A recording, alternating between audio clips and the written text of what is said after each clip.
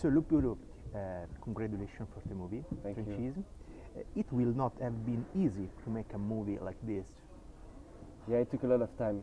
It's all a matter of approach and sensitivity, because these are soldiers who are facing death every day, so you have to be very careful as a director to show them in a way that at first you don't put them in danger, and also that you are showing them in a correct way. I mean,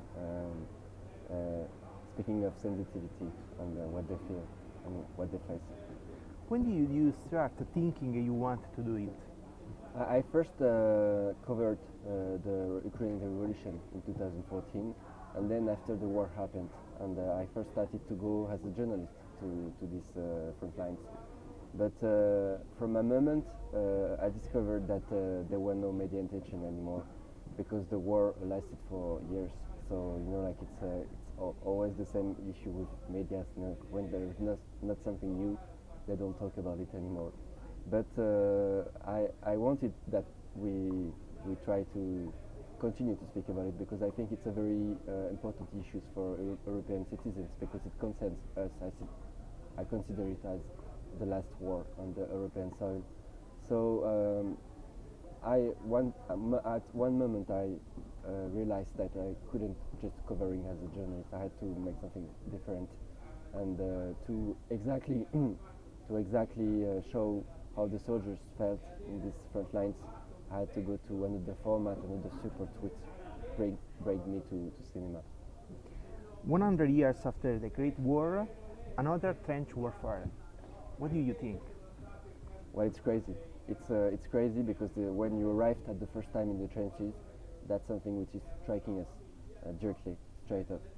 Because we all have these references of the First World War. Like we all have learned about it in the history books, in our culture, from films and articles. So of course, when you arrive there as a European citizen, you think, oh my God, it's the same thing than 100 years before. But it's happening now in the 21st century, so it's very shocking. It's very special. A war is a big story, but which of the little story that make it abstract you? Well, there is behind each war there is different stories. There is the big story of why this war is going on, and there is the stories of the people who are actually taking part of this war. And I wanted to. It's not a film which explains everything about the war. Like the developments of what happened before and what will happen after. It's a war about people who are doing this. It's a film about why the soldiers are involved in this conflict. Why do they choose to hire themselves in the army, and how do they adapt to this environment, which is very special? How do they survive?